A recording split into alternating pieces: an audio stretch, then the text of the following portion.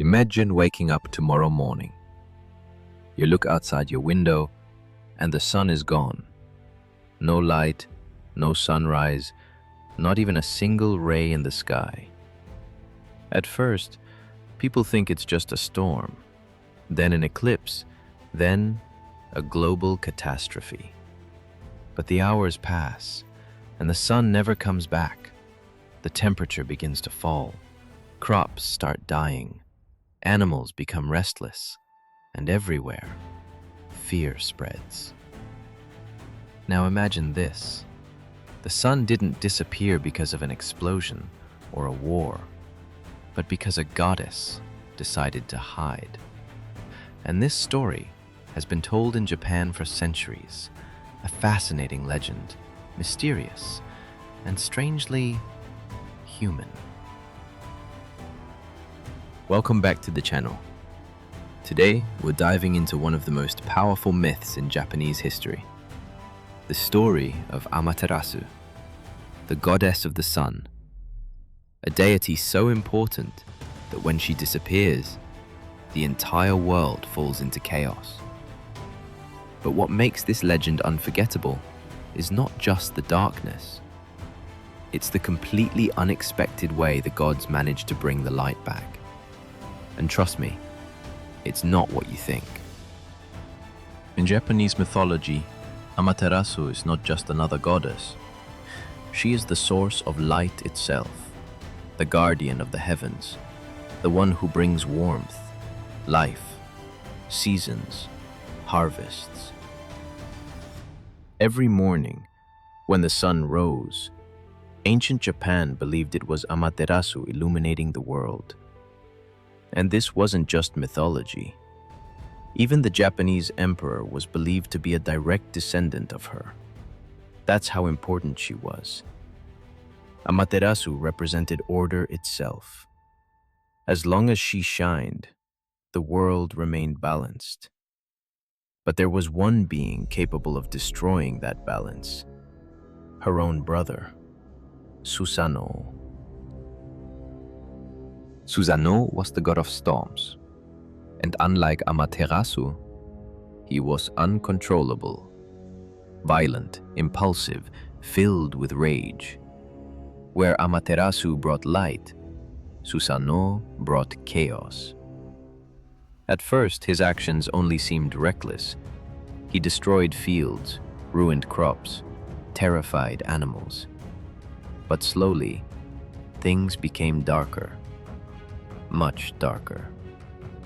According to the legend, Susanoo began ravaging the heavenly kingdom itself, breaking everything, screaming, spreading fear everywhere he went. And then one day, he crossed the line. While Amaterasu was working peacefully inside the heavenly palace, Susanoo threw a dead horse through the roof. Yes, a dead horse. The body crashed through the ceiling. Blood splattered across the room. Panic erupted. Some versions of the myth even say one of Amaterasu's servants died from terror.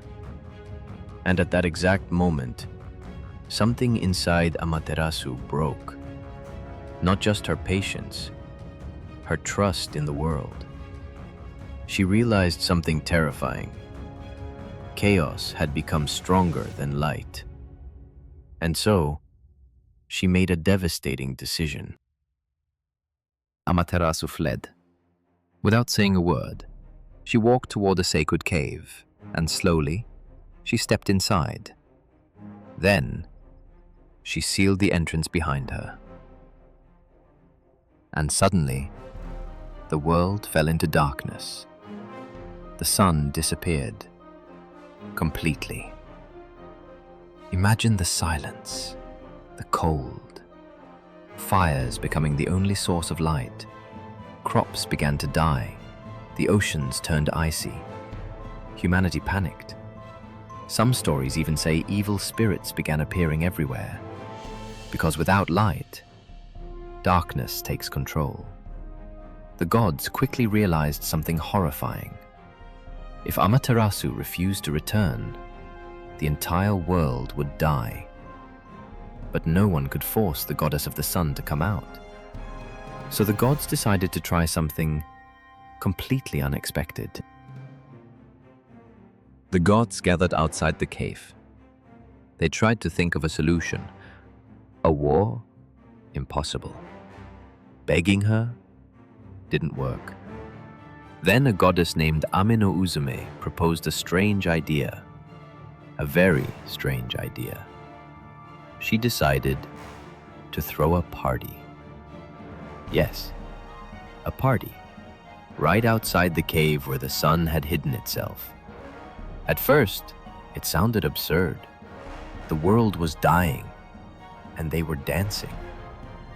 But Uzume began performing a wild and ridiculous dance. She sang, stamped her feet, made the other gods laugh. The atmosphere changed.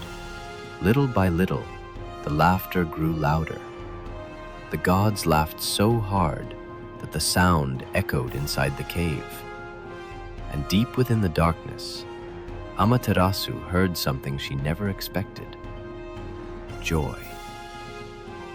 How was that possible? The world was supposed to be destroyed. So why were the gods laughing? Her curiosity slowly began to grow. Amaterasu slowly approached the entrance, and for the first time since disappearing, she opened the cave slightly. A single ray of light crossed the world. The gods held their breath. But waiting outside, they had prepared something. A sacred mirror. Amaterasu looked into it, and for the first time, she saw her own light. She became fascinated, almost hypnotized. For a few seconds, she forgot her anger, her sadness, her fear. She stepped closer, closer. And suddenly, the gods sealed the cave behind her. The sun had returned, light flooded the sky, the cold vanished, and the world finally lived again. What makes this story unforgettable is not just the disappearance of the sun. It's what the story says about us. Because deep down, Amaterasu feels incredibly human. Even the strongest people sometimes want to disappear. Even those who bring light to others can become broken. And maybe the most fascinating part of this myth is how the gods brought her back. Not through force, not through violence, but through joy, through laughter, through connection. As if light only returns when someone is reminded that beauty still exists in the world. And honestly, that may be why this legend survived for centuries. Because it's not only about the sun, it's about being human. So remember this story. Even during the darkest moments, light can return. Sometimes, all it takes is one moment, one laugh, one spark.